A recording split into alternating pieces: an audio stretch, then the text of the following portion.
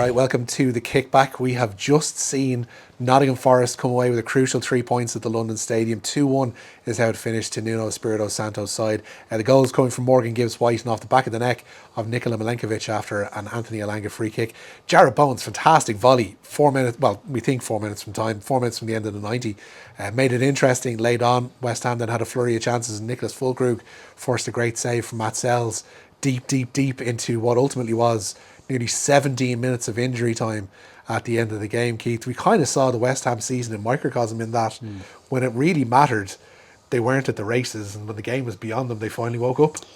Yeah, just so reactive within the game. You know, things would wind them up, and then all of a sudden they thought, you know what, we'll have a go at this now. And for 80 odd minutes, it was really lacklustre. They were within the game. Nottingham Forest were much the better team, but West Ham were there or thereabouts. But when they didn't have the ball, they just seemed like they weren't interested in trying to get it back. And you know, when we got to the 80th minute mark, they're 2-0 down. You're thinking, I don't think there'll be a lot of people left here for the lap of honour. Well, they were trickling out. Yeah, they were trickling out. But then Jarrod Bowen. Look, he's a wonderful player. I do think you lose a bit when you play Jarrod Bowen as a centre forward. I love seeing him on the wing. I think that's where he's at his best. But his finish is brilliant. He picks up the flight of the ball. He doesn't go and challenge for the first ball. I think he realises he's not going to win that. So he drops off. The header comes straight into his path. And the volley with his left foot is laser-like straight into the top corner. Brilliant goal. And then West Ham, all of a sudden, they were the better team. They were asking questions of Forest. They were flying into tackles like it meant something. But it was too little, too late. And if you're Graham Potter, you're thinking, there's something there in that West Ham dressing room. But it's like they have to be punched in the nose before they go out and start trying to win a game of football, which, when you're a professional footballer, should never be the case. Well, it was the changes in midfield that affected that change as well. Like they changed the two in the centre. James Ward-Prowse and Rodriguez had started in there with Thomas Soucek ahead of them. They swapped it out. It was Edson Alvarez, Carlos Soler, and then Lucas Paquetá, who finished as the trio in the centre of the park. That seemed to be the better option for them because the midfield before that was far too passive. Yeah, the midfield was passive, but again, like you put Paquetá in there again. I'm a big fan of Paquetá's, but I'm a big fan of him going forward. When he doesn't have the ball, he doesn't give you enough without it. And I think Graham Potter would have thought with that midfield that Nottingham Forest have, the amount of bite they have in there, that he would have wanted some, I wouldn't say workhorses, but players that will get around that little bit more than Paquetá and put their foot in. Yeah, Ward-Prowse not really at the races. And I'm looking at Ward-Prowse's stats, and given how good he is from a dead ball situation, no assists, no goals in his last 14 games. Is that all he is though, a dead ball player? Like, because you watched him during the first half there in particular. Like, he's getting about the pitch an awful lot, but there's nothing really incisive from midfield at all. Yeah, but I think when you've got Ward-Prowse in your team, you've got to have those. You want him hitting those really long raking passes from deep. I don't think Graham Potter wants him to do that. I think he wants him to get on it and just lend it to the player next to him and play through the towards. I'm not so sure West Ham have the players to be able to do that. At times it clicked and you thought, yeah, that's really lovely football, but I think 5 times out of 10 they will lose the ball and really good teams will just go and hurt them so often on the counter-attack. You look at the Areola when he gives away the ball on the edge of the 18-yard box against Morgan Gibbs-White. That sort of stuff can't happen, and if that is happening, you've got to have a look at the dressing room and think maybe these tactics don't quite suit the dressing room. Forest are the story here because they're now a point behind Chelsea, who they play in the final game of the season at the City Ground next Sunday. They're level on points at Manchester City. They're 7th in the Premier League table. This, whatever happens, has been a remarkable season for Forest. But to give themselves, after this horrible run that they've been on, 1 win in 6 before today, to go into the final game of the season, knowing that a win will give them Champions League football, is immense, isn't it? Unbelievable. And you know, we all seen the owner coming on the pitch last weekend and he wasn't happy with the way things are going. They've secured European football for next season, and again I go back to what I said it in the build-up. This time last season Nottingham Forest were in around 17th position in the league. So to do what they've done this season has been unbelievable. I'm absolutely over the moon for Nuno Espirito Santos.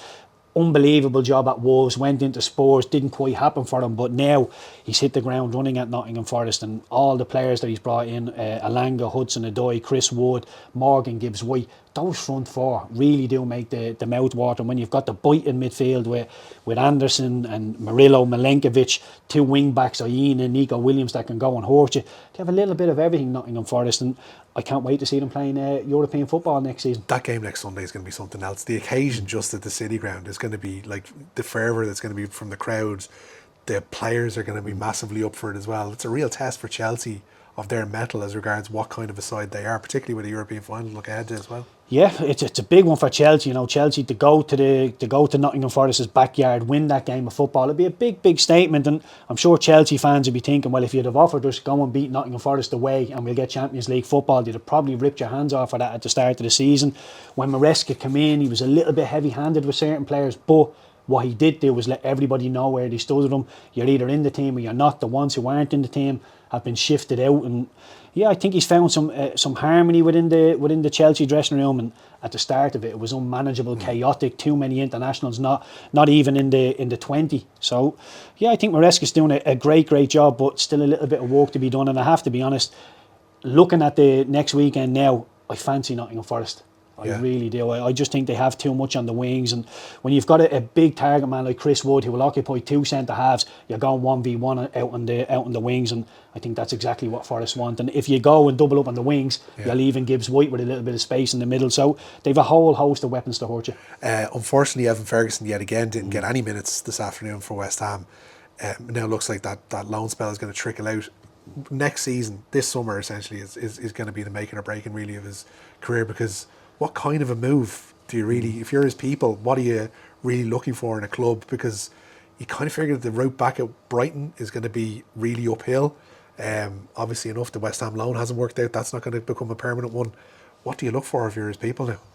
You look for a guarantee that you will play. And look, I know Evan is still a very young boy, but his career got off to a really good start, coming in and out at Brighton, starting to play, getting Ireland caps at such a young age. Just seems to have stalled a little bit. And look, when you're that young, it's not a big deal. But Evan has shown so much promise in an Ireland jersey, in particular in the Brighton jersey, that he will feel he can play football. He'll want to be playing first team football. And I think the first thing he needs to do is get himself back to Brighton, get through pre-season, don't get injured, look after yourself in the off-season now, enjoy yourself of course, but look after yourself and hit the ground running in pre-season, stay injury free. And if it's a club that's just come up into the Premier League, if it's a Burnley, something like that, maybe it wouldn't be in terms of the tactics side of things, it wouldn't be what Evan would want. But what Evan needs is game time. He just needs game time. He needs to learn the ins and outs of being a centre forward. And look, he's all the time in the world. It's nowhere near pressing the panic button, but when you've been sitting on the bench and there's not a recognised striker, Fulcrum coming in and out, Mikel Antonio breaking his leg in the car crash, it seemed like the coast was clear for him to go in and play. The fact that he hasn't done that will hurt him, but just bury you. You're still very young. He's got an awful lot of talent, and I think when we think about Evan, we think about the Republic of Ireland straight away, and we think we need him to be playing because we need him in our team. We can't throw that on his shoulders. He's in a wonderful place at his young age. Still 20. Still 20. So, to be 20 playing in the Premier League is a massive achievement. I know he wants more time, but just let him go. Let him keep progressing as he is. Well, the ideal would be for him to go off Broadway almost for a year, maybe take another loan in the Championship, and then you're able to have a massive negotiating point 12 months down the line when you're at Brighton to say either you have to keep me or I've got interest from over here, and that's possibly the way to go about this, really. Yeah, well, it's up to Evan. I'm not sure what the messages will be coming from Brighton, whether Brighton will want to keep him in the building just in case there's one or two injuries. Danny Welbeck is a decent age, one or two others in and around him. João Pedro could go. So, look, Brighton might think, we'll keep Evan in our back pocket just in case. And you never like to be that player who's in, you're here just in case something happens. And Evan's people will be thinking that themselves. So, look, if it's a Championship move, if he looks at Troy Parrott and thinks, you know what, I could go onto the continent and relight that fire, just fall in love with the game again, because I'm not saying Evan has fell in love with it. When you're a young lad and you've started to play games and you come disillusioned with the game straight away, and when there's midfielders, Guillermo coming off the bench instead of him, he'd be looking around thinking, what am I doing here? We need a goal, yet I'm not coming off. So he would be very frustrated, but he's very young and he's still learning the game. So just have a little patience. Us and Evan need to have a little bit of patience. All right, Keith, it's been a long afternoon. 107 minutes of action at the London Stadium this afternoon, if not more. We'll leave it there for the kickback this afternoon. Thanks so much for joining us.